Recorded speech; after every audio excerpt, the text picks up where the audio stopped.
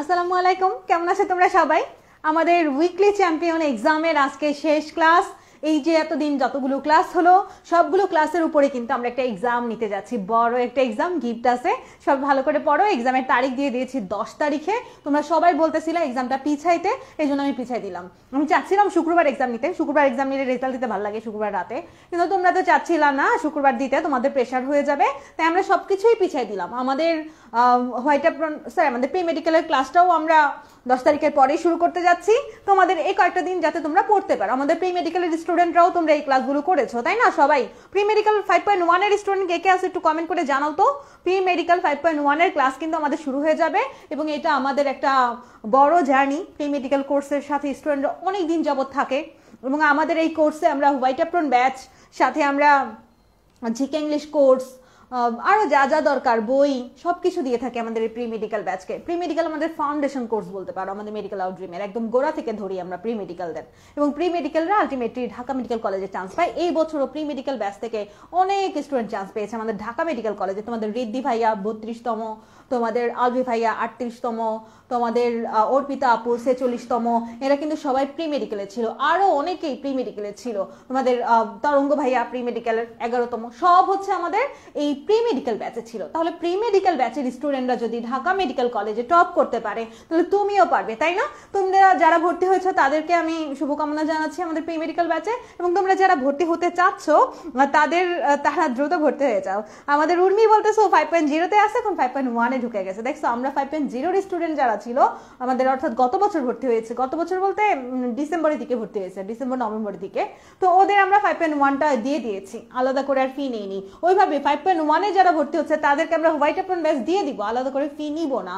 আসলে একটা প্ল্যাটফর্মে তুমি কতবার ভর্তি হবা টাকা দিয়ে, এই জন্য আমরা একটা কোর্সে ভর্তি হলে বাকি কোর্সগুলো এইভাবে দিয়ে দিই স্টুডেন্টদের। আচ্ছা, শাহ আলম বলতেছো 26 ব্যাচ, এর জন্য ভর্তি হয় নাই। আচ্ছা, অনেক 26 ব্যাচে জয়েন করেছে আমাদের প্রি মেডিকেল কোর্সে। তোমরা সবাই ফ্রেন্ডদেরকে একটু মেনশন দাও তো, ক্লাসটা শেয়ার করো, ফ্রেন্ডদেরকে মেনশন দাও। লাইক কমেন্ট শেয়ারের উপর প্রতিদিন কিন্তু আমি একটা করে টি শার্ট দিয়েছি, আজকেও একটা টি শার্ট থাকবে। তো তোমরা লাইক কমেন্ট শেয়ার যারা বেশি করবা তারা একটা টি শার্ট পেয়ে যাবা। গতদিন আমি 3 সেট বই দিয়েছি, আজকে টি শার্ট থাকবে। তোমরা বেশি বেশি ফ্রেন্ডদেরকে মেনশন দাও, লাইক দাও, শেয়ার করো। তাকবির চলে আসছে 5.1 থেকে। আমাদের চারু বিনতে আলম বলছো আমি প্রি মেডিকেল 5.1 এ আছি। তোমার প্রি মেডিকেল 5.1 যারা আছে তারা আসলে লাকি। লাকি বলতে আসলে আমাদের সবকিছু তোমরা পেয়ে যাবে আল্লাহর রহমতে। এই ব্যাচে যত যা কিছু আছে, প্রি মেডিকেল হচ্ছে অটো ব্যাচ। ওকে, আমি ক্লাস শুরু করে দিই। হ্যাঁ, আমাদের রিশাদ চলে আসছে এখানে, তোমাদের আলভি ভাইয়া চলে আসছে, আলাভি ভাইয়া চলে আসছে, সাদমান আলাভিও প্রি মেডিকেল গত বছর 4.0 স্টুডেন্ট। রিশাদ ভাইয়াও আমাদের প্রি মেডিকেলের স্টুডেন্ট। এখানে যারা যারা আছে সবাইকেই তুমি দেখবা যে প্রি মেডিকেল থেকে আছে, এবং প্রি মেডিকেলে ওরা কিন্তু তোমাদের গাইডলাইনও দিবে, মেন্টর হিসেবেও তোমাদের পাশে থাকবে। তার মানে আমাদের এই যে জার্নি, এই জার্নিটা অনেক সুন্দর হতে যাচ্ছে। ওকে, চলো আমরা শুরু করে দিই। নগ্ন বীজি এবং আবৃত বীজি, এটা জানতে হবে জিমনোস্পার্ম এন্ড অ্যাঞ্জিওস্পার্ম শব্দটা। নগ্ন বীজি মানে বীজটা নগ্ন অবস্থায় আছে, বীজের কোনো গায়ে ড্রেস নাই। ড্রেস নাই মানে গর্ভাশয় নাই, বীজটা ফলে পরিণত হয় নাই, অনলি বীজই আছে, অনলি বীজ আছে মানে নগ্ন বীজি। আর আবৃত বীজি মানে আবরণ দিয়ে আবৃত অবস্থায় আছে, আবৃত অবস্থায় আছে, দ্যাট মিনস এটা গর্ভাশয়টা ফলে পরিণত হয়েছে। আম খেয়েছো সবাই? এই যে আমের দিন চলে আসতেছে, আম তো অবশ্যই খেয়েছো, খাবা। আমটা আবৃত বীজি, আমের ভিতরে বীজটা বাইরের দিকে একটা গর্ভাশয় ফলে পরিণত হয়ে বীজটাকে ঢেকে রেখেছে, আবরণ দিয়ে রেখেছে, এটা হচ্ছে আবৃত বীজি। কিন্তু যদি অনলি বীজটা থাকতো তাহলে সেটাকে আমরা নগ্ন বীজি বলতে পারতাম। দ্যাট মিনস নগ্ন বীজি মানে কি আর আবৃত বীজি মানে কি সবাই আমরা বুঝেছি। নগ্ন বীজিতে ফল হয় না, বীজ হয় এবং বীজটা নগ্ন অবস্থায় থাকে। আর আবৃত বীজিতে ফল হয়, বীজটা আবরণে আবৃত অবস্থায় থাকে। যেখানে দেয়া দিছে, দেখো এই যে বীজটা নগ্ন অবস্থায় আছে আর এই যে বীজটা ভিতরে আবৃত অবস্থায় আছে। বাস এইটুকু তো আমরা জানি, বাচ্চাকালের কথাবার্তা এইসব, এখান থেকে কিছু লাগবে না। নগ্নবীজি উদ্ভিদ বা জিমনোস্পার্ম বীজ উৎপাদনকারী ভাস্কুলার উদ্ভিদ গোষ্ঠীকে স্ববীজি বলা হয়। যারাই বীজ উৎপন্ন করে তাদেরকে স্ববীজি বলা হয়, অর্থাৎ তারা বীজ উৎপন্ন করতে পারছে। এখন এখানে ভাস্কুলার শব্দটা চলে আসছে, তাই না? আমি গতদিন টিস্যু চ্যাপ্টারটা এর জন্যই আগে পড়িয়েছি। আসলে এক্সপেরিয়েন্স কিন্তু অনেক বড় একটা ম্যাটার করে। টিস্যু চ্যাপ্টারটা এই চ্যাপ্টারের মধ্যে কাজে লাগবে, এই জন্য আমি আগে টিস্যুটা পড়াইছি। দেখো ভাস্কুলার উদ্ভিদ মানে কি, ভাস্কুলার উদ্ভিদ, ভাস্কুলার গোষ্ঠী মানে এখানে কি আছে?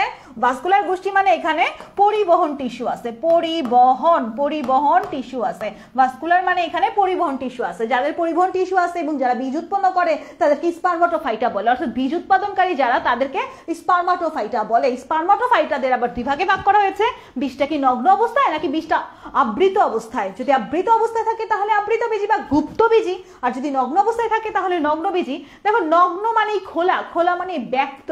আমরা বলি না আমার মনের যত অনুভূতি আমি সবই ব্যক্ত করে দিলাম, সবই খুলে বলে দিলাম তোমাকে, এবার তুমি বুঝে নাও।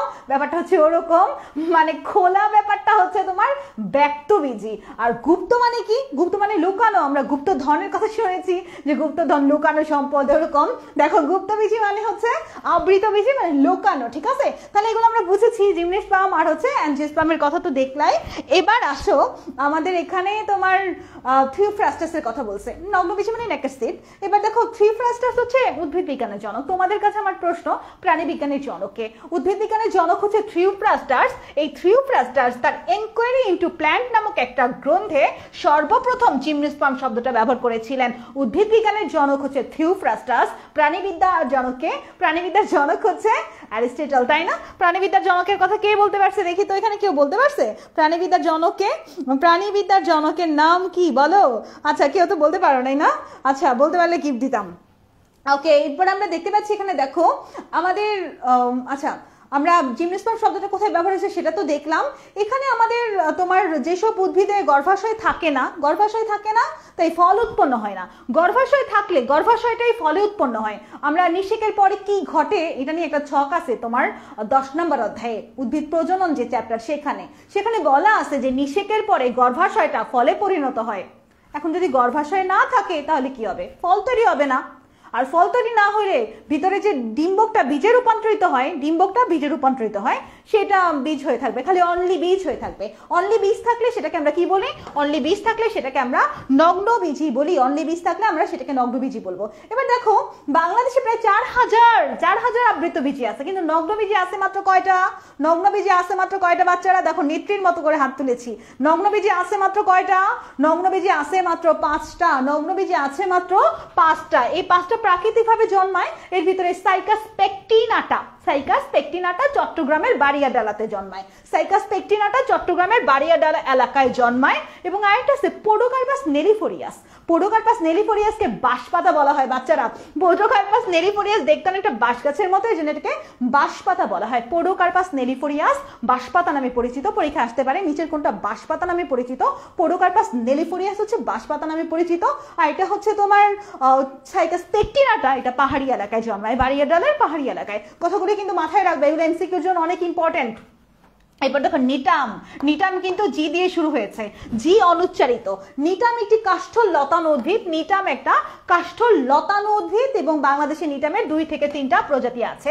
নিটাম মন্টেনাম, নিটাম অবলঙ্গাম, নিটাম ল্যাটিফোলিয়াম। এই যে 2 থেকে 3টা প্রজাতি না, এই 3টা প্রজাতির বৈজ্ঞানিক নাম। একটা হচ্ছে নিটাম মন্টেনাম, নিটাম অবলঙ্গাম, নিটাম ল্যাটিফোলিয়াম। দেখো নিটাম শব্দটা তো কমন, তাহলে আমরা বাকি শব্দগুলো নিয়ে একটা নেমোনিক করে ফেলি।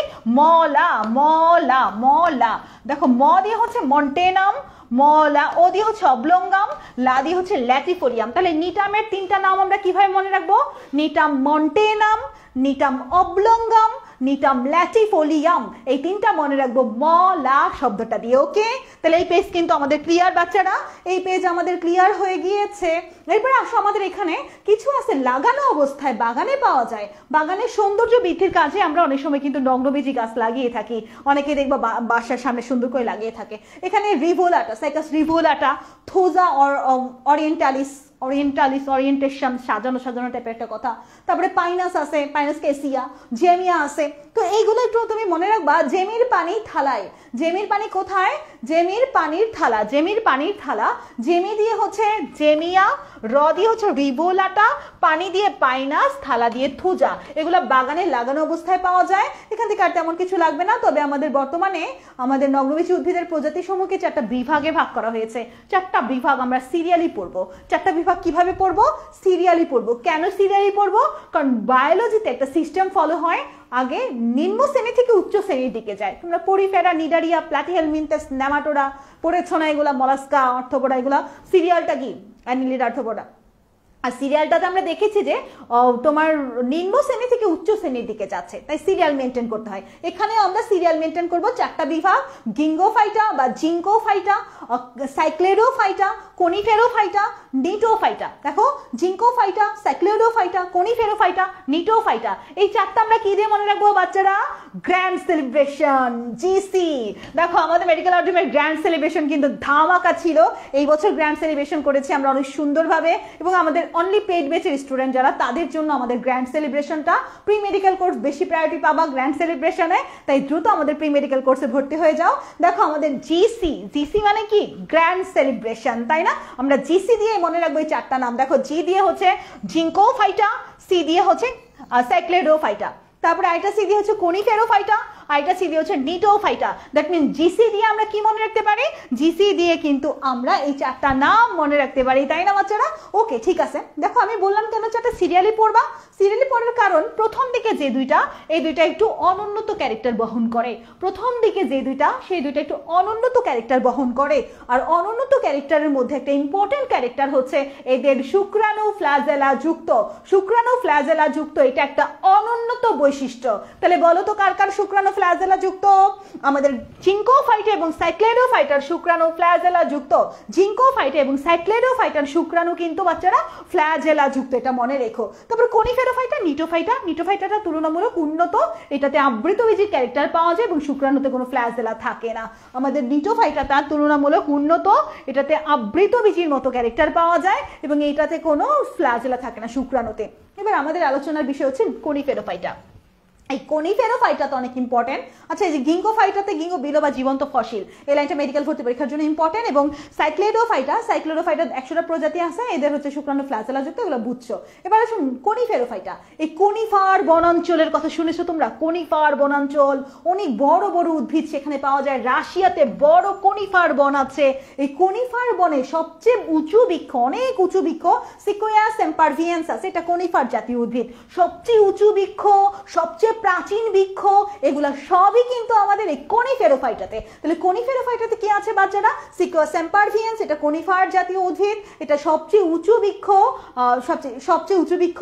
এবং আমরা এখানে দেখতে পাচ্ছি পৃথিবীর ক্ষুদ্রতম নগ্নবীজী, এটা হচ্ছে জ্যামিয়া সাইকার্স, এটাও তোমার হচ্ছে তোমার এখানে কনিফারেই আছে, মানে ক্ষুদ্রতমও আছে আবার হচ্ছে তোমার বৃহত্তম আছে। যাই হোক, বৃহত্তমটা হচ্ছে কনিফারের আর ক্ষুদ্রতমটার নাম হচ্ছে জ্যামিয়া, এটা মনে রেখো। বৃহত্তমটা হচ্ছে কনিফারের, ক্ষুদ্রতমটার নাম হচ্ছে জ্যামিয়া।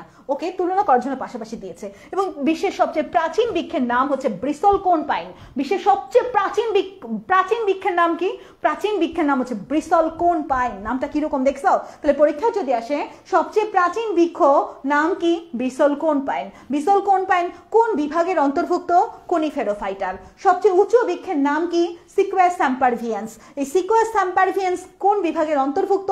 কনিফারের অন্তর্ভুক্ত। তাহলে কনিফারের নিয়ে আমরা দুইটা কথা ভালো করে মনে রাখবো, একটা সবচেয়ে প্রাচীন এবং সবচেয়ে উঁচু। সবচেয়ে প্রাচীন, সবচেয়ে উঁচু। ওকে, এরপর দেখো বিশ্বের সবচেয়ে বড় কনিফার বনাঞ্চল হচ্ছে সাইবেরিয়াতে, এটা সবচেয়ে সর্ববৃহৎ বায়োম। পৃথিবীর সর্ববৃহৎ বায়োম কোথায় অবস্থিত? পৃথিবীর সর্ববৃহৎ বায়োম কোথায় অবস্থিত? সাইবেরিয়াতে। পৃথিবীর সর্ববৃহৎ বায়োম কোথায় অবস্থিত বাচ্চারা? পৃথিবীর সর্ববৃহৎ বায়োম কোথায় অবস্থিত? পৃথিবীর সর্ববৃহৎ বায়োম কিন্তু সাইবেরিয়াতে অবস্থিত। সাইবেরিয়াতে পৃথিবীর সর্ববৃহৎ বায়োম সাইবেরিয়াতে। এই বায়োম শব্দের অর্থ কি? বায়োম শব্দের অর্থ যেখানে একই ধরনের জলবায়ু, জলবায়ুটা একই ধরনের, গাছপালাও একই ধরনের, মাটিও একই ধরনের, মানে জলবায়ু সেম টাইপের।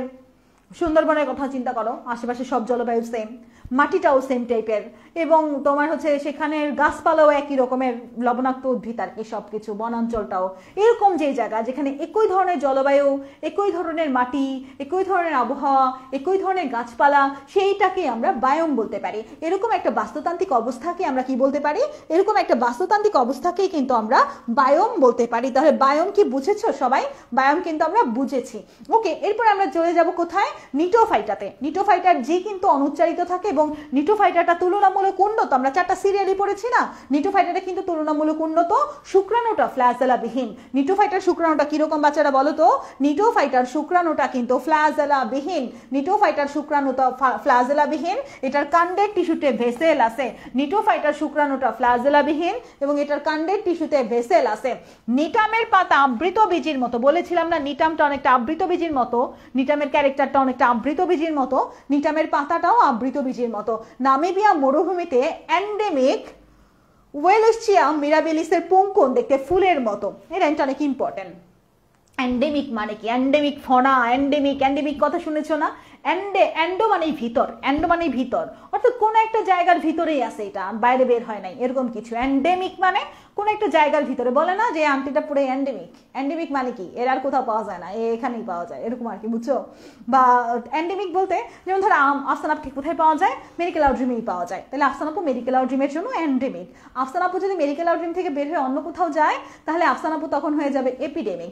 আফসান আপু যদি মেডিকেল আউটড্রিম থেকে বের হয়ে সারা পৃথিবীতে ছড়ায় যায় তখন সেটা কি হবে? প্যান্ডেমিক। তোমাদের মনে আছে করোনা ভাইরাসের কথা? করোনা ভাইরাস কিন্তু ছিল প্যান্ডেমিক, তাই না?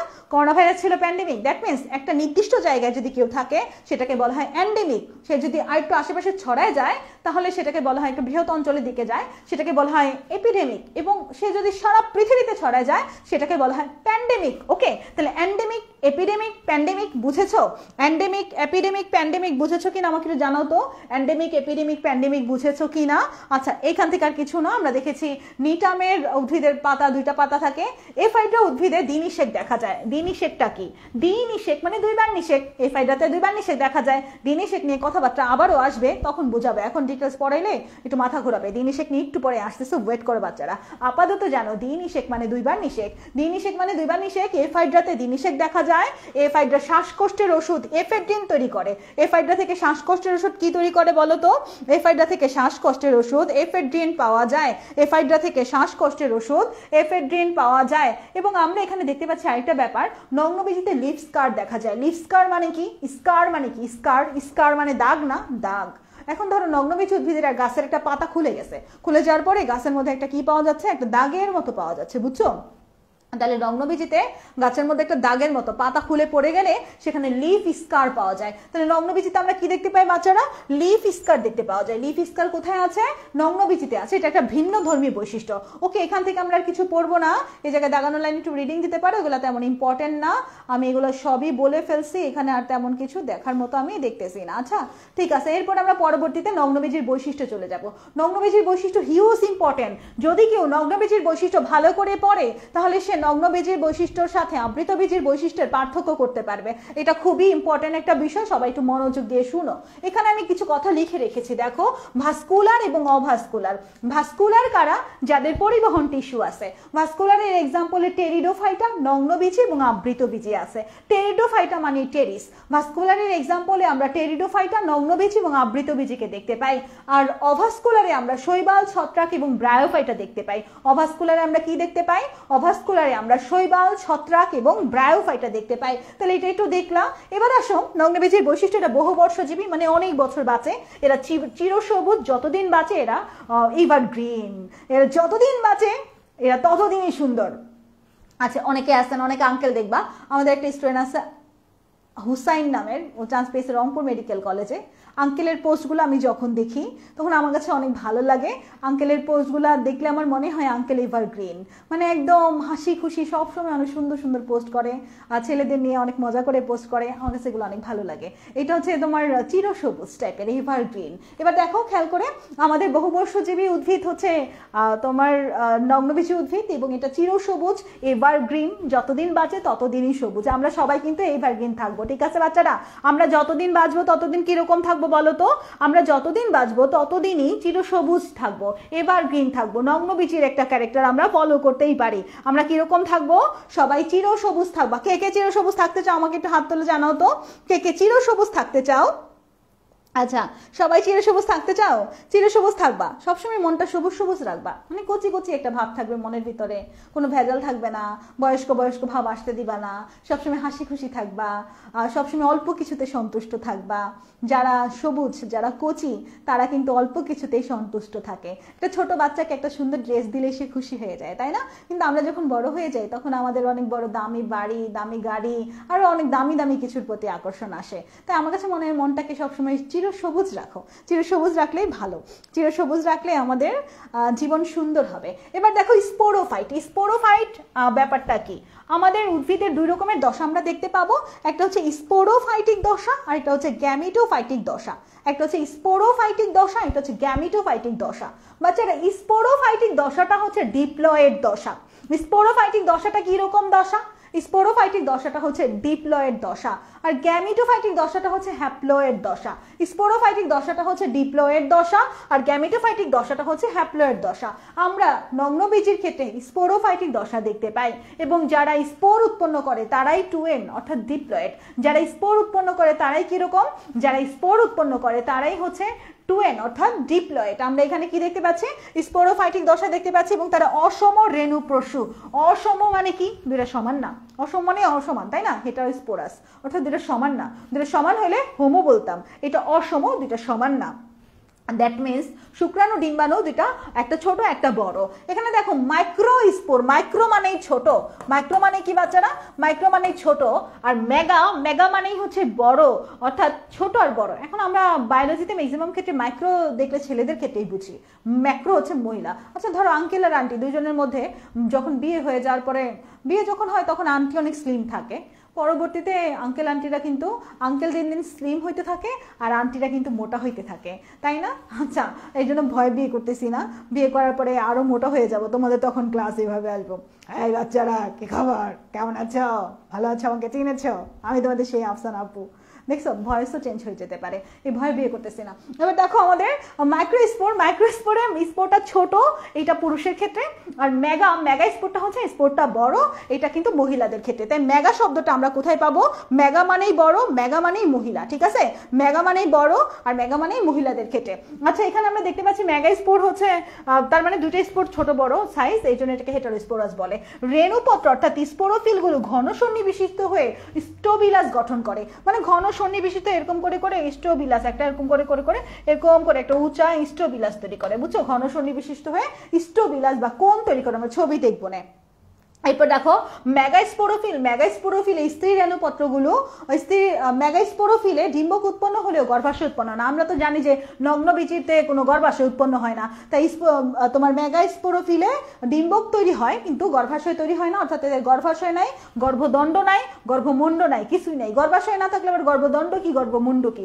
গর্ভাশয়টাই যেরকম থাকে, হ্যাঁ এরকম, গর্ভাশয়টা এরকম থাকে, এরকম, এটা হচ্ছে গর্ভদণ্ড, আর এই মাথাটা হচ্ছে গর্ভমুণ্ড। তো গর্ভাশয় নাই, তার গর্ভদণ্ডই কি, গর্ভমুণ্ডই কি, বুঝছো? গর্ভাশয় না থাকলে গর্ভদণ্ডও থাকবে না, গর্ভমুণ্ডও থাকবে না। ওকে, এখান থেকে আর কিছু না। পরাগায়নকালে সরাসরি পরাগরেণুটা ডিম্বক রন্ধ্রে পতিত হয়, যেহেতু গর্ভাশয় নাই, গর্ভাশয় থাকলে মুন্ডে পতিত হইতো, মুন্ড থেকে দণ্ড বেয়ে তারপরে গর্ভাশয়ের ভিতরে ঢুকতো, কিন্তু এখন তো গর্ভাশয় নাই, মুন্ড নাই, দণ্ড নাই, কিছুই নাই, তাই আমাদের পরাগরেণুটা সরাসরি ডিম্বক রন্ধ্রে পতিত হবে। পরাগরেণুটা সরাসরি কোথায় পতিত হবে, তাড়াতাড়ি বলো তো? পরাগরেণুটা সরাসরি কোথায় পতিত হবে? পরাগরেণুটা সরাসরি আমাদের ডিম্বক রন্ধ্রে পতিত হবে। ডিম্বক মেগাস্পোরোফিলের কিনারায় নগ্ন অবস্থায় থাকবে। ডিম্বকটা আমরা ছবি দেখেছিলাম, মেগাস্পোরোফিলের কিনারায় এভাবে নগ্ন নগ্ন অবস্থায় থাকে, তাই না?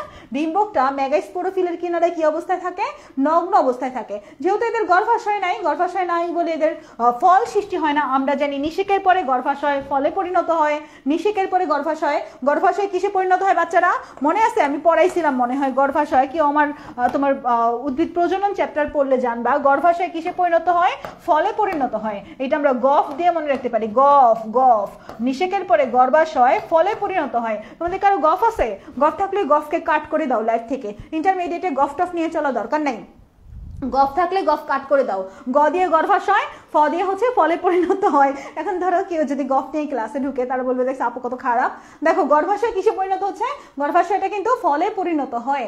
এখন যেহেতু ওদের গর্ভাশয় নাই, গর্ভাশয় না থাকলে ওদের ফলও হবে না, গর্ভাশয় নেই আবার কিসের ফল। তারপরে দেখো ফল যদি সৃষ্টি না হয় তাহলে বীজটা কি অবস্থায় থাকবে, বীজটা নগ্ন অবস্থায় থাকবে, বীজের কোনো আবরণ থাকবে না। ওকে, নগ্নবীজী উদ্ভিদের দ্বিনিষেক ঘটে না, নগ্নবীজী উদ্ভিদের কোনো দ্বিনিষেক ঘটে না, আবৃতবীজিতে দ্বিনিষেক ঘটে। কিন্তু আমরা নিটোফাইটাতে দেখেছি, নিটামে দেখেছি যে সেটা আবৃতবীজির মতো ক্যারেক্টার, তাই তার মধ্যে দ্বিনিষেক ঘটতে দেখছি, সরি ইফাইড্রাতে দ্বিনিষেক ঘটতে দেখছি, তাই না? আচ্ছা যাই, ওটা ব্যতিক্রম, ওদের দ্বিনিষেক ঘটে না, তাই শ্বাসটা হ্যাপ্লয়েড হয় এবং নিষেকের পূর্বে হয়। এটা বোঝার জন্য আমাদের একটু পেছনের দিকে যাইতে হবে। আমরা একটু অন্য চ্যাপ্টার থেকে একটু একটা ছবি এনেছি, ছবিটার দিকে একটু তাকাও, এই যে এই ছবিটার দিকে, এই পেজটার দিকে তাকাও। এটা আমাদের উদ্ভিদ প্রজনন চ্যাপ্টারের একটা পেজ। হ্যাঁ, উদ্ভিদ প্রজনন চ্যাপ্টারের এই পেজটা আমি কেন আনলাম, এটা আবৃতবীজ উদ্ভিদে দ্বিনিষেকটা কিভাবে ঘটে সেটা বোঝানোর জন্য এনেছি। দ্বিনিষেক মানে কি? দুইবার নিষেক। দ্বিনিষেক মানে কি বলো তো বাচ্চারা? দ্বিনিষেক মানে হচ্ছে দুইবার নিষেক। এখন ধরো এটা হচ্ছে গর্ভাশয়, এটা গর্ভাশয়, গর্ভাশয়, এদিকে হচ্ছে আমাদের তোমার গর্ভাশয়, এরপরে গর্ভদণ্ড, গর্ভমুণ্ড, এটা হচ্ছে গর্ভমুণ্ড। তো পরাগরেণু কোথা থেকে আসে? পুরুষ ফুলে থেকে আসে পরাগরেণু, পরাগরেণু তো পুরুষে থেকে আসবে, পোকামাকড় নিয়ে আসে। আনার পরে এই পরাগরেণুটা এই গর্ভমুণ্ডের মধ্যে পড়ে, গর্ভমুণ্ডের মধ্যে পড়ার পরে পরাগরেণু থেকে একটা নালিকা বের হয়, এটাকে পরাগ নালিকা বলে। এই পরাগ নালিকা বেয়ে দুইটা শুক্রাণু যেতে থাকে, দুইটা পুংগেমিট যেতে থাকে, একটা হচ্ছে পুংগেমিট 1 আর একটা হচ্ছে পুংগেমিট 2। হ্যাঁ, এই দুটা পুংগেমিট সামনের দিকে যেতে থাকে। পুংগেমিট যাওয়ার পরে এখানে একটা ডিম্বাণু আছে, খেয়াল করে দেখো। এটাকে যদি আমি আরেকটু সুন্দর করে এভাবে এঁকে দেখাই, এই জায়গাতে আমরা দেখতে পাচ্ছি একটা হচ্ছে এরকম করে ডিম্বাণু, আর পাশে সহকারী কোষ, এদিকে আমাদের প্রতিবাদ কোষ আছে, এবং মাঝখানে দুইটা সেকেন্ডারি নিউক্লিয়াস আছে। এরা সবাই হচ্ছে এরা সবাই কিরকম? এরা সবাই হ্যাপ্লয়েড। এই গর্ভথলির ভিতরে যতগুলা নিউক্লিয়াস দেখতে পাচ্ছ সবাই হ্যাপ্লয়েড। এটা আমাদের 10 নম্বর অধ্যায়ের পড়া উদ্ভিদ প্রজনন চ্যাপ্টারে। এখানে আমরা কি দেখতে পাচ্ছি? 3টা কোষ দেখতে পাচ্ছ। এখানে সহকারী 2টা কোষ, একটা ডিম্বাণু, এই 3টাকে একসাথে এই অ্যাপারেটাস বা ডিম্বাণু যন্ত্র বলে। যাই হোক, এদিক দিয়ে কারা আসতেছে? দুইটা, এদিক ধর এটাই এদিক দিয়ে কারা আসতেছে? দুইটা শুক্রাণু আসতেছে। দুইটা শুক্রাণুর প্রথম শুক্রাণুটা এখানে ডিম্বাণুর সাথে মিলিত হয়। দুইটা শুক্রাণুর প্রথম শুক্রাণুটা কার সাথে মিলিত হয়? দুইটা শুক্রাণুর প্রথম শুক্রাণুটা ডিম্বাণুর সাথে মিলিত হয়। এটা একটা নিষেক হলো, প্রথম নিষেক। এরপরে সেকেন্ড যে শুক্রাণুটা আছে, এই সেকেন্ড শুক্রাণুটা, এই যে মাঝখানে যে আমাদের দুইটা সেকেন্ডারি নিউক্লিয়াস আছে না, এই দুইটা সেকেন্ডারি নিউক্লিয়াসের সাথে পরের শুক্রাণুটা যে মিলিত হয়, এখানে তখন 3টা একসাথে যুক্ত হয়, এটাকে ত্রিমিলন বলে। এটাকে কি বলে? 3টা একসাথে যুক্ত হলে এটাকে ত্রিমিলন। এবং একই সাথে এখানে আমাদের এখানে একবার নিষেক, আবার এখানেও একবার নিষেক হলো, তাই একই সাথে আবৃতবীজিতে কি হইলো? দ্বিনিষেক হইলো। একই সাথে আবৃতবীজিতে কি হইলো? প্রথম নিষেক হইলো ডিম্বাণুর সাথে, পরবর্তী নিষেক হইলো সেকেন্ডারি নিউক্লিয়াসের সাথে। দ্যাট মিনস আমাদের দুইবার নিষেক হয়েছে, তাই না? দুইবার নিষেক হয়েছে, এটাকে বলা হয় দ্বিনিষেক। দুইবার নিষেক মানে দ্বিনিষেক। আশা করি দ্বিনিষেকটা বোঝা হয়ে গেছে বাচ্চারা। দ্বিনিষেক ক্লিয়ার সবাই? দ্বিনিষেক মানে দুইবার নিষেক। একবার কার সাথে? দুইটা শুক্রাণু আসে, তো দুইটা শুক্রাণুর মধ্যে একটা শুক্রাণু ডিম্বাণুর সাথে আর একটা শুক্রাণু সেকেন্ডারি নিউক্লিয়াসের সাথে, এইভাবে দুইবার নিষেক ঘটে। এটা কাদের ঘটে? আবৃতবীজিতে ঘটে। ওকে, এবার আসে এই জায়গাতে সেকেন্ডারি নিউক্লিয়াস আছে না, এই সেকেন্ডারি নিউক্লিয়াস দুটো হ্যাপ্লয়েড অবস্থায় ছিল। এই সেকেন্ডারি নিউক্লিয়াস দুটো হ্যাপ্লয়েড অবস্থায় ছিল, এবং এই সেকেন্ডারি নিউক্লিয়াস থেকে পরবর্তীতে শস্য তৈরি হয়। কি তৈরি হয়? শস্য। তোমরা বিভিন্ন বীজের পাতার মতো দেখেছো, তেঁতুল বীজ বা যে কোনো বীজের দুইটা পার্ট দেখেছো না, শক্ত শক্ত? বা তোমরা বাদাম খেয়েছো না? বাদাম তো খেয়েছো। বাদামের যে জিনিসটা ছুলার পরে দুটো ফেটে যায় না, এরকম করে দুটো পাতার মতো, এই জিনিসটাকে শস্য বলে। হ্যাঁ, এখন এই শস্যটা যদি নিষেকটা না হইতো, দ্বিনিষেক না হইতো, তাহলে এখানে হ্যাপ্লয়েড অবস্থায় থাকতো, তাই না? আর যদি দ্বিনিষেক হয়, এই শস্যটা কি এখন হ্যাপ্লয়েড, ডিপ্লয়েড না ট্রিপ্লয়েড? তোমরা একটু আমাকে অ্যান্সার দাও। আবৃতবীজিতে এখানে যে শস্যটা তৈরি হবে, এই যে এখানে দুইটা সেকেন্ডারি নিউক্লিয়াসের সাথে একটা শুক্রাণু এসে মিলিত হইলো, এটা কি হ্যাপ্লয়েড, ডিপ্লয়েড না ট্রিপ্লয়েড? দেখি তোমাদের মাথায় কি বুদ্ধি আছে। এতক্ষণ যে পড়াইলাম, এটা কি হ্যাপ্লয়েড, ডিপ্লয়েড না ট্রিপ্লয়েড? একটু আমাকে জানাও। এটা কি হ্যাপ্লয়েড, ডিপ্লয়েড না ট্রিপ্লয়েড? আমাকে একটু জানাও তো দ্রুত। আচ্ছা, একটু জটিল বিষয়, এটাই পড়াইতে টাইম লাগতেছে, আর পরেগুলা টেনে দিব। আচ্ছা, আরিফুল বলতেছে এত সময় চলে গেছে, মাত্র 4 পেজ পড়া হয়েছে। আচ্ছা, তোমাদের একটু বুঝাইতে চাচ্ছি, এই চ্যাপ্টারটা বোঝানোর অনেক কিছু আছে, তো চাইলে 2-3টা ক্লাস নেওয়া যায়, কিন্তু তোমাদের তো আমরা 1 শট ক্লাস নিতেছি, তাও আমি ডিটেলসেই পড়াচ্ছি। শস্যটা ডিপ্লয়েড, দেখছো? ধরতে পারছো? এখন যদি কারো এই দ্বিনিষেক না ঘটে, তাহলে এই শস্যটা আগেই তৈরি হয়ে যাবে নিষেকের। আর আগেই তৈরি হয়ে গেলে এই শস্যটা কি হ্যাপ্লয়েড থাকবে না ডিপ্লয়েড থাকবে না ট্রিপ্লয়েড থাকবে? যদি কারো দিনিশেক না ঘটে তাহলে এখানে অবস্থাটা কিরকম ছিল? হ্যাপ্লয়েড অবস্থায় ছিল, তাই না? এবং সেটা নিষেকের পূর্বেই ছিল। আমাদের নগ্নবীজিতে এই ব্যাপারটাই ঘটে। চলো আমরা একটু উপরের দিকে চলে যাই, এখানে আর থাকবো না। আমরা যে জিনিসটা বোঝানোর জন্য এখানে আসছিলাম সেটা আশা করি আমি বুঝাইতে পারছি। দিনিশেক কারা আগে বুঝতা না তারা এখন বুঝেছো, তারা একটু আমাকে জানাও তো যে আপু আমি আগে দিনিশেক ব্যাপারটা বুঝতাম না, আপনার ক্লাসেই বুঝলাম। এবার দেখো নগ্নবীজ উদ্ভিদে দিনিশেক ঘটে না, যেহেতু নগ্নবীজ উদ্ভিদে দিনিশেক ঘটে না, কিন্তু এফ্রাইড্রাতে ঘটে। এফ্রাইড্রাতে দিনিশেক ঘটে ব্যতিক্রম, তাই তাদের শ্বাস বা অ্যান্ড্রোস্পার্ম বা শস্যটা কি অবস্থায় থাকে? হ্যাপ্লয়েড অবস্থায় থাকে। এবং এটা কখন তৈরি হয়? নিষেকের পূর্বে তৈরি হয়। এই বিষয়টা কি ক্লিয়ার সবাই? আশা করি এই বিষয়টা কিন্তু ক্লিয়ার। ওকে, ঠিক আছে। এরপর দেখো আমাদের জাইলেম টিস্যুতে সত্যিকারের ভেসেল থাকে না। জাইলেম টিস্যুতে ভেসেল থাকে না, এটা আমরা গতদিন পড়েছি। নগ্নবীজির জাইলেমে ভেসেল নাই, ফ্লোয়েমের সঙ্গী নাই। তোমাদের কি মনে আছে আমাদের জাইলেম টিস্যুতে কি কি ছিল? টাকা ভাসে জলে, টাকা দিয়ে ট্রাকিড, ভাসে দিয়ে ভেসেল অর্থাৎ ট্রাকিয়া, জলে দিয়ে জাইলেম ফাইবার, জাইলেম প্যারেনকাইমা। আমাদের নগ্নবীজিতে ভেসেল থাকে না। জাইলেমে কি থাকে না? নগ্নবীজিতে ভেসেল থাকে না। আর ফ্লোয়েমে কি পড়েছিলাম? শশী ফ্লোরে অর্থাৎ সিগনল, সঙ্গী কোষ, ফ্লোয়েম প্যারেনকাইমা, ফ্লোয়েম ফাইবার, তাই না? ওখানে আমরা কিন্তু দেখেছি যে সঙ্গী কোষটা নগ্নবীজিতে থাকে না। দ্যাট মিনস জাইলেমের ভাই নাই, ফ্লোয়েমের সঙ্গী নাই। নগ্নবীজির জাইলেমে কি নাই? নগ্নবীজির জাইলেমের ভাই নাই, ফ্লোয়েমের সঙ্গী নাই। নগ্নবীজির জাইলেমের ভাই নাই, ফ্লোয়েমের সঙ্গী নাই, ঠিক আছে? নগ্নবীজির জাইলেমের ভাই নাই, ফ্লোয়েমের সঙ্গী নাই। দেখছো একটার সাথে একটা ইনক্লুড করে পড়া যাচ্ছে না? এই জন্য আমি টিস্যু চ্যাপ্টারটা গতদিন পড়িয়েছি। নগ্নবীজির জাইলেমের ভাই নাই আর ফ্লোয়েমে কি নাই? ফ্লোয়েমের সঙ্গী নাই, ঠিক আছে? জাইলেম টিস্যুতে সত্যিকারের ভেসেল কোষ থাকে না, তবে নিটামে থাকে ব্যতিক্রম। নিটাম তো অনেকটা আবৃত বীজের মতো উন্নত ক্যারেক্টার, এর জন্য এর কি নাই? শুক্রাণুতে ফ্লাজেলা নাই, আবার কিন্তু তোমার ভেসেল আছে, বুঝছো? এটা আবৃত বীজের ক্যারেক্টার বহন করে। যাই হোক, ফ্লোয়েম টিস্যুতে সঙ্গী কোষ থাকে না।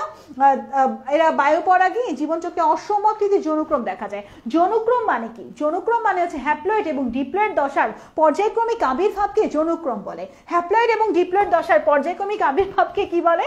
হ্যাপ্লয়েড এবং ডিপ্লয়েড দশার পর্যায়ক্রমিক আবির্ভাবকে যৌনক্রম বলে। অর্থাৎ এন দশা এবং 2n দশার পর্যায়ক্রমিক যে আবির্ভাব সেটাকে আমাদের কি বলে? সেটাকেই বলা হয় হচ্ছে যৌনক্রম। তো যৌনক্রমের ক্ষেত্রে হ্যাপ্লয়েড দশাটা এত বড়, হ্যাপ্লয়েড দশাটা এইটুক, ডিপ্লয়েড দশাটা অনেক বড় এরকম, বা ডিপ্লয়েড দশাটা তোমার বড়, হ্যাপ্লয়েড দশাটা ছোট, এরকম যদি হয়, অর্থাৎ সমান না হয়, হ্যাপ্লয়েড ডিপ্লয়েড দশা যদি সমান না হয় সেটাকে হেটারোমরফিক যৌনক্রম বলা যেতে পারে। আর যদি দুটো সমান হয়ে যায় তাহলে হোমোমরফিক, তাই না? আমরা এখানে কি দেখতে পাই? হেটারোমরফিক যৌনক্রম দেখতে পাই। এবং সাধারণত আর্কিগোনিয়া সৃষ্টি হয়। আর্কিগোনিয়া এটা একটা অনুন্নত ক্যারেক্টার, এটা উন্নত ক্যারেক্টার না। আর্কিগোনিয়া সৃষ্টি হয় হচ্ছে নগ্নবীজিতে, এটা অনুন্নত একটা ক্যারেক্টার। লিভ স্কার দেখা যেটা ভিন্নধর্মী ক্যারেক্টার। আশা করি বৈশিষ্ট্যগুলো ফাতা ফাতা হয়ে গেছে না একদম? বৈশিষ্ট্যগুলো বুঝেছো না সবাই? আশা করি বৈশিষ্ট্যগুলো কিন্তু সবাই খুব ভালো করে বুঝে ফেলেছো। ওকে, আশা করি ক্লিয়ার। এরপর আমরা পরবর্তী টপিকে যাচ্ছি বাচ্চারা। সাইকাস। সাইকাস স্পোরোফাইট অর্থাৎ স্পোর তৈরি হয়, বীজ তৈরি হয়, স্পোরোফাইটের বীজ তৈরি হয়, মূলকাণ্ড পাতায় বিভক্ত, খাড়া পাম জাতীয় উদ্ভিদ। আমাদের সলিমুল্লাহ মেডিকেল কলেজে যদি কেউ এসে থাকো তাহলে সলিমুল্লাহ মেডিকেল কলেজের পুরাতন বিল্ডিং এর দুইটা মাঝখান দেবে এরকম পাম গাছ আছে, আমাদের অনেক ভালো লাগে দেখতে। উপরে বারান্দা থেকে দাঁড়িয়ে দেখা যায়, তোমাদের হৃদন ভাইও দেখে, জিজ্ঞাসা করে দেখো। তো পাম গাছ খাড়া জাতীয় গাছ, বুঝছো? খেজুর গাছের মতো মোটা হয় অনেক। পাম অয়েল তৈরি হয় তোমার মালয়েশিয়ায় বিভিন্ন জায়গাতে, পাম অয়েল বাংলাদেশেও আনে কিন্তু। যাই হোক, এটা পাম জাতীয় গাছ।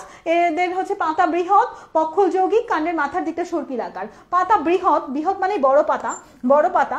আর পাতাগুলো হচ্ছে পক্ষল যৌগিক, মানে এই দুই সাইড থেকে এইভাবে বের হয় পাতাগুলো, দুই সাইড থেকে। আমরা সরল পাতা চিনি, যৌগিক পাতা চিনি। আম পাতা চিনছো? আম পাতা কিন্তু সরল পাতা, কিন্তু এরকম যদি দুই দিক থেকে পাতা এরকম এরকম করে বের হইতে থাকে তাহলে সেটা হচ্ছে যৌগিক পাতা। তাহলে যৌগিক পাতা, এটা পক্ষলটা যৌগিক এবং উপরের দিকে সর্পিল আকার হয়ে যায়। কচি পাতার ভার্নেশন, সার্সিনেট ভার্নেশন। কচি পাতাটা সার্সিনেট ভার্নেশন দেখায়। কচি পাতা, ধরো এই কচি পাতাটা এরকম করে বাঁকা হয়ে যায়, মাথার দিকে এরকম করে পেঁচায় এরকম হয়ে যায়। এটাকে কচি পাতাকে যেরকম করে সামনের দিকে যায় এরকম করে পেঁচায় যায়, এটাকে বলে কচি পাতার সার্সিনেট ভার্নেশন। অর্থাৎ ভার্নেশন মানে বিন্যাস, বিন্যাসটা কিরকম? সার্সিনেট টাইপের, অর্থাৎ এরকম করে বাঁকা হয়ে যায় এরকম করে, বুঝছো? কচি পাতাটা, এটাকে সার্সিনেট ভার্নেশন বলা হয়। এবং পাতাতে আমরা ট্রান্সফিউশন টিস্যু দেখতে পাই। পাতাতে কি দেখতে পাই? ট্রান্সফিউশন টিস্যু দেখতে পাই। আচ্ছা, নরমালি পাতা দেখেছো তো সবাই? পাতা দেখার পরে পাতাটা কিরকম দেখো তোমরা? পাতার মধ্যে এরকম একটা মাঝখানে র্যাকিস থাকে, তাই না? মাঝখানে বড় শিরা থাকে, বড় শিরাকে র্যাকিস বলে। নারিকেল পাতা দেখেছো?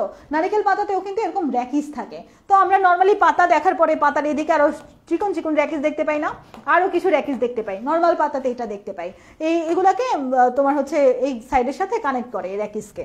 কিন্তু আমাদের এই নগ্নবীজির পাতাটা লম্বা এরকম, মাঝখান বরাবর একটা র্যাকিস ঠিকই থাকে, মাঝখান বরাবর একটা শিরা ঠিকই থাকে, কিন্তু এই দিকে কোনো এরকম থাকে না, মানে এরকম যে সাইড দিয়ে যেরকম আছে না, এই ব্যাপারটা থাকে না। তাহলে এই র্যাকিসের সাথে এই সাইডের সাথে কানেকশন কি দিয়ে হবে? এই র্যাকিসের সাথে এই সাইডের সাথে সবকিছুর সাথে কানেকশন হবে একটা টিস্যুর মাধ্যমে।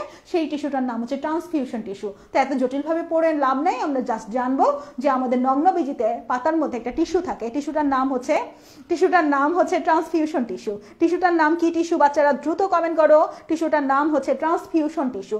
অস্থানিক কোরালয়েড মূল দেখা যায়। নর্মালি আমরা একটা গাছের কিরকম মূল দেখি, লম্বা করে একটা মূল দেখি না, লম্বা করে একটা মূল দেখি। কিন্তু এই যে নগ্নবীজি উদ্ভিদের যে প্রধান মূল, এটা নষ্ট হয়ে যায়, নষ্টকারী অ্যানাবেনা নামক শৈবাল এটাকে নষ্ট করে দেয়, সায়ানোব্যাকটেরিয়া নষ্ট করে এই মূলটাকে আব্র করে ফেলে। ব্যাপারটা এরকম ধরো একদম খাওয়া টাইপের হয়ে যায় আর কি, বুঝছে, আব্রো টাইপের হয়ে যায়, এদিক দিয়ে ওদিক দিয়ে বের হয়ে যায় মূল। তো এই ব্যাপারটাকে দেখতে অনেকটা সামুদ্রিক কোরালের মতো লাগে, তো এটাকে কোরালয়েড মূল বলে। তাই এটাকে কি বলে? তাই এটাকে কোরালয়েড মূল বলে। হ্যাঁ, নারকেল পাতাও যৌগিক। হ্যাঁ সুমাইয়া, নারকেল পাতাও যৌগিক।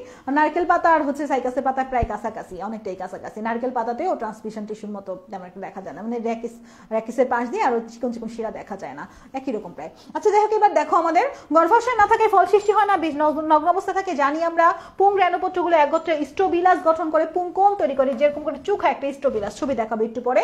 এবং স্ত্রী রেণুপত্রগুলো সত্যিকার স্টোবিলাস গঠন করতে পারে না। স্ত্রী রেণুপত্রগুলো আমরা ছড়ায় থাকে ফুলের মতো, তাই স্টোবিলাস গঠন হয় না। কিন্তু পুং রেণুপত্রগুলো এইভাবে করে তোমার স্টোবিলাস তৈরি করে। একটু পরে ছবি দেখাচ্ছি, ওয়েট করো সবাই।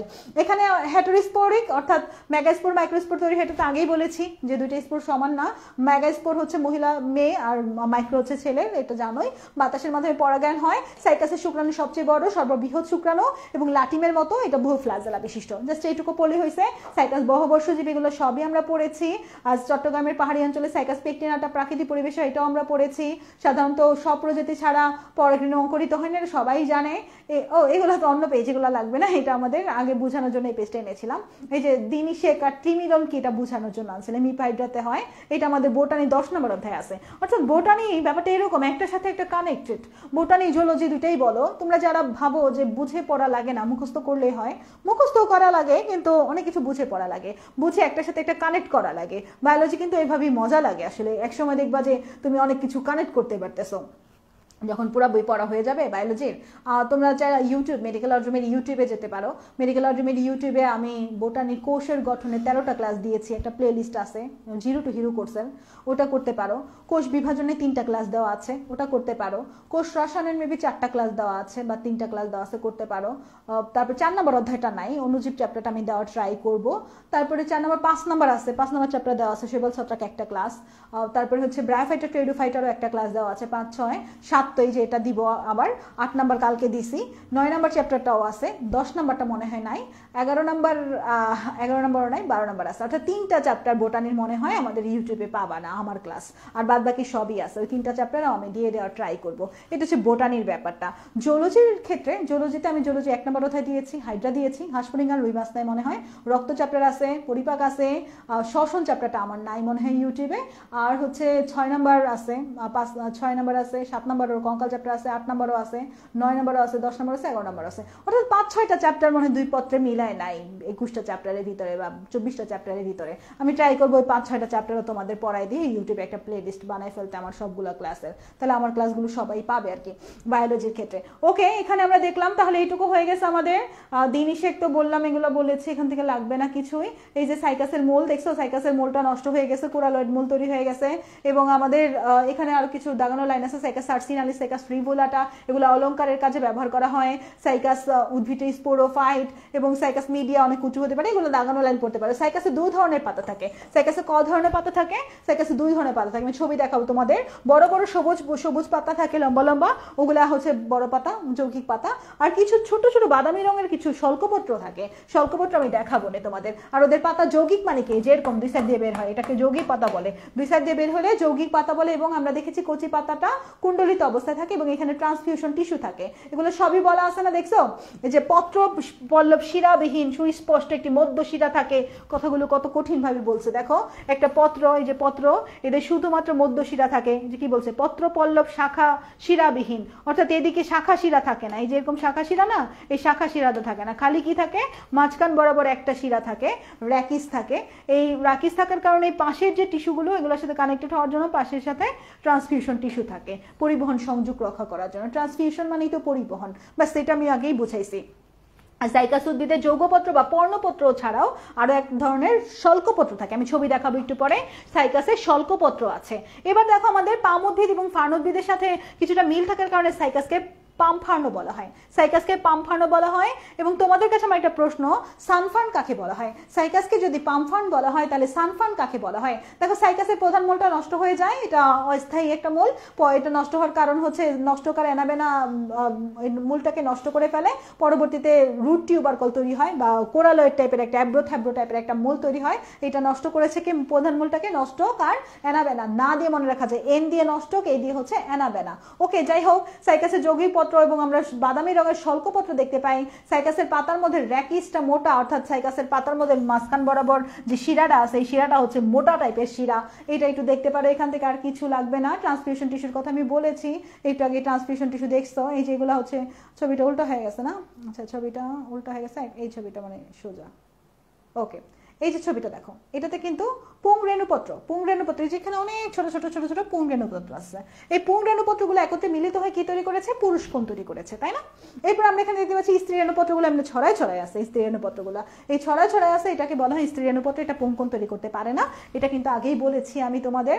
এবং সাইকাসের ক্ষেত্রে বলেছিলাম দুই রকমের পাতা আছে, একটা হচ্ছে সবুজ পত্র, এই যে দেখো এখান দিয়ে যে পাতাগুলো বের হয়ে যাচ্ছে এগুলো সবুজ পাতা। এবং আমি আরেকটা বলেছিলাম যে বাদামি বর্ণের শল্কপত্র দেখা যায়, এই যে ছোট ছোট দেখা, এই যেগুলো হচ্ছে বাদামি বর্ণের শল্কপত্র। এই যে তোমরা নারিকেল গাছ দেখছো না, নারিকেল গাছ ঝুড়ার সময় দেখছো, নারিকেল গাছ ঝুড়ে, আমাদের একটা হিউজ নারিকেল গাছ ছিল, অনেক কেটে ফেলা হয়েছে। তো নারিকেল গাছ যখন ঝুড়তো তখন তো এমন বড় বড় পাতা ছিল অনেকগুলো, ওগুলো তো ঝুড়ে ফেলতোই। নিচের দিকে একটু জালি জালি টাইপের কিছু দেখতে পাইতা না, জালি জালি টাইপের দেখতে পাইতাম, ওদের অনেকটা ওই টাইপেরই কিছু। এটা হচ্ছে তোমার শল্কপত্র বলা হয়। বাদামি রঙের কি পত্র বলো তো? বাদামি রঙের শল্কপত্র দেখতে পাওয়া যায়। বাদামি রঙের কি দেখতে পাওয়া যায়? বাদামি বর্ণের, হ্যাঁ, টেরিসকে সানফার্ন বলে। হাত বলেছো, টেরিসকে সানফার্ন বলে, এই তো দারুণ। এরপর দেখো যে আমাদের বীজগুলো কিন্তু নগ্ন অবস্থায় আছে, দেখছো? স্ত্রী রেণুপত্রে বীজগুলো কিন্তু খোলা অবস্থায় আছে, নগ্ন অবস্থায় আছে, এটা আমরা জানি। এরপর আমাদের এখানে আর কিছু না, নিটামে আমরা কাষ্ঠল লতানো উদ্ভিদ। তারপরে আমাদের এখানে গিঙ্গো বিলোবা দেখতে পাচ্ছ, ইফাইড্রা দেখতে পাচ্ছ, ইফাইড্রা শ্বাসকষ্টের ওষুধের জন্য ব্যবহার করা হয়। তারপরে এই যে দেখো পোডোকার্পাস নেলিফোরিয়াস, বাঁশপাতা নামে পরিচিত, দেখতে বাঁশপাতার মতন অনেকটা, পোডোকার্পাস নেলিফোরিয়াস বাঁশপাতা নামে পরিচিত। এগুলো কিন্তু আমরা পড়েছি। জীবন্ত জীবাশ্ম, জীবন্ত জীবাশ্ম হচ্ছে বর্তমানকালে কোনো জীবিত উদ্ভিদের ক্যারেক্টার যদি অতীতকালের কোনো জীবাশ্ম উদ্ভিদের ক্যারেক্টারের সাথে মিলে যায় তাকে জীবন্ত জীবাশ্ম বলে। যেমন ধরো আমার দাদু মারা গেছেন, তো আমার কাজিন একটা হয়েছে দাদি মারা যাওয়ার পরে, মাহাদিয়া, সবাই চিনো ওকে। তো মাহাদিয়া তোমার অনেক ক্যারেক্টার আমার দাদির মতো, তাহলে মাহাদিয়ার ভিতরে আমার দাদির ক্যারেক্টার আছে, তাহলে অতীতকালে কারো কিছু বৈশিষ্ট্য যদি বর্তমানে কারোর মধ্যে দেখা যায় সেটাকেই জীবাশ্ম বলতে পারো। জাস্ট এটা আমি বোঝানোর জন্য বললাম। মানে তোমার অতীতকালের কোনো ক্যারেক্টার যদি বর্তমানের কোনো উদ্ভিদের ভিতরে দেখতে পাওয়া যায়, যাদের বংশধররা কেউই টিকে নাই, সবই শেষ, কিন্তু সে একাই টিকে আছে, এরকম টাইপের কিছুকে জীবন্ত জীবাশ্ম বলে। এরকম টাইপের কিছুকে লিভিং ফসিল বলা হয়। এরকম টাইপের কিছুকে কি বলে বলো তো? এরকম টাইপের কিছুকে লিভিং ফসিল বলা হয়। তাহলে এগুলো দেখেছি আমরা সাইকাসের কথা, যে সাইকাস একটা লিভিং ফসিল। সাইকাসের সাথে ফার্নের তুলনা করেছে এখানে। সাইকাস আর ফার্ন দুটোই স্পোরোফাইটিক, অর্থাৎ দেহ মূলকাণ্ড পাতায় বিভক্ত, দুটারই পাতা যৌগিক, দুটারই কচি পাতা কুণ্ডলিত অবস্থায় থাকে। উদ্ভিদের শুক্রাণু বহু ফ্ল্যাজেলা বিশিষ্ট এবং দুইটার ক্ষেত্রেই হেটারোমরফিক যৌনক্রম দেখতে পাওয়া যায়, মানে মিল আছে অনেকগুলো। সাইকাসের যৌন জনন, সাইকাসের জনন প্রক্রিয়া যৌন জনন অযৌন জনন দুইটাই হয়। যৌন জনন হইতে হলে তো অবশ্যই শুক্রাণু ডিম্বাণু তৈরি হতে হবে, তাই না? আর শুক্রাণু ডিম্বাণু ছাড়া যদি অন্য কোনো প্রক্রিয়া হয় সেটাকে অযৌন জনন বলে। সাইকাসের ক্ষেত্রে মুকুল তৈরি হয়, মুকুলটা কিন্তু অযৌন জনন। আর শুক্রাণু ডিম্বাণুর মাধ্যমে যেটা হয় সেটা হচ্ছে যৌন জনন। এছাড়াও অযৌন জননে আমরা অঙ্গজ প্রক্রিয়া দেখতে পাই, সাইকাসের গোড়ার নিচ দিয়ে গাছ বের হয়ে যায়, টাইপের কিছু আর কি। দাগানো লাইনগুলো একবার একটু দেখো, এই ছবিটার দিকে তাকাও। এখানে আমরা দেখতে পাচ্ছি অনেকগুলো মাইক্রোস্পোরোফিল, অর্থাৎ পুরুষের যে স্পোরোফিলগুলো, পুং স্পোরোফিলগুলো এখানে একসাথে সজ্জিত হয়ে একটা পুংকোণ তৈরি করেছে, পুংস্টোবিলাস তৈরি করেছে। এবং এখানে আমরা দেখতে পাচ্ছি এই যে অ্যাপোফাইসিস, বর্ধিত অংশটাই দেখছো এখানে অ্যাপোফাইসিস, এটা এই তোমার পুং স্ট্রোবিলাস, পুং রেণুপত্র, এটা একটা একটা রেণুপত্র যদি আমি এখান থেকে টাং করে খুলে আনার পর যদি দেখাই, সোরাস আছে এখানে অনেকগুলো, এবং এখানে সামনে একটা অ্যাপোফাইসিস আছে, একটা বর্ধিত অংশ আছে। আর স্ত্রী রেণুপত্রটা দেখো, স্ত্রী রেণুপত্রের এখানে ডিম্বকটা নগ্ন অবস্থায় আছে, এবং স্ত্রী রেণুপত্রটা কিন্তু অ্যাপোফাইসিস না, এরকম কাটা কাটা এরকম করে আনা আছে, এটাকে পিনিউল বলে। পিনিউল আছে স্ত্রী রেণুপত্রে, আর তোমার অ্যাপোফাইসিস আছে পুং রেণুপত্রে। বাস এই কথা দুটো একটু মনে রাখো। অ্যাপোফাইসিস মানে বর্ধিত অংশ, অ্যাপোফাইসিস মানে পুং রেণুপত্রের বর্ধিত মাথাকে অ্যাপোফাইসিস বলে। যৌনজনন হইতে হলে অবশ্যই শুক্রাণু ডিম্বাণু তৈরি হইতে হবে। আমরা জানি যে শুক্রাণু ডিম্বাণু তৈরি হয় পুং রেণুপত্র থেকে, শুক্রাণু, আর স্ত্রী রেণুপত্র থেকে তোমার ডিম্বাণু তৈরি হয়। মাইক্রোস্পোরোফিল থেকে শুক্রাণু, মেগাস্পোরোফিল থেকে ডিম্বাণু তৈরি হয়। পুং রেণুপত্র থেকে যেহেতু স্পোর তৈরি হবে, তাহলে স্পোরাঞ্জিয়া থাকবে না, স্পোরাঞ্জিয়া বা স্পোরাঞ্জিয়াম থেকে স্পোর তৈরি হবে। স্পোরাঞ্জিয়াম থেকে স্পোর তৈরি হবে, যাকে সোরাস বলে। ছবিতে দেখলে না যেরকম করানো ছিল, এরকম করানো, এখানে চিকন চিকন চিকন চিকন সোরাস ছিল ছবিতে, সোরাস তৈরি হয়। জাস্ট এটাই জানবো আমরা। এবং দেখো স্পোরাঞ্জিয়ামের ভিতরে কি থাকবে, স্পোর মাতৃকোষ থাকবে। আর মাতৃকোষ মানেই ডিপ্লয়েড। মাতৃকোষ মানে কি বলতো, যেখানেই মাতৃকোষ সেখানেই ডিপ্লয়েড, যেখানেই মাতৃকোষ সেখানেই ডিপ্লয়েড। আর এই ডিপ্লয়েডটা মিওসিস বিভাজনের মাধ্যমে বিভাজিত হয়ে হ্যাপ্লয়েড পুংরেণু তৈরি করবে। মিওসিস বিভাজনের মাধ্যমে বিভাজিত হয়ে কি তৈরি করবে, হ্যাপ্লয়েড পুংরেণু তৈরি।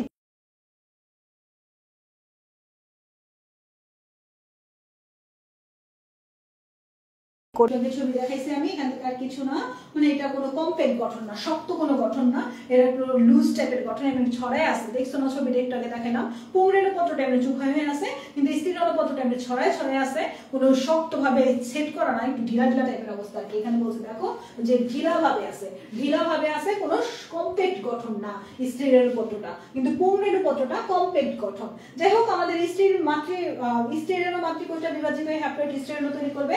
স্ত্রী রেণু থেকে আর্কিগোনিয়াম তৈরি হবে। আর্কিগোনিয়াম কোনো উন্নত ক্যারেক্টার না, আর্কিগোনিয়াম তৈরি হবে এখানে। আর্কিগোনিয়াম একটা আদি বৈশিষ্ট্য। এরপর আমরা দেখতে পাচ্ছি নিষেক, শুক্রাণু ডিম্বাণু মিলেই তো নিষেক তৈরি হয়। সাইকাসের শুক্রাণু লাটিমের মতো বহু ফ্লাজেলা বিশিষ্ট এবং সর্ববৃহৎ, এগুলো আমরা জানি। পুং স্পোরোফিল আর স্ত্রী স্পোরোফিলের পার্থক্যটা ভালো করে পড়বো। সাইকাসের গুরুত্বটা একবার ভালো করে দেখো।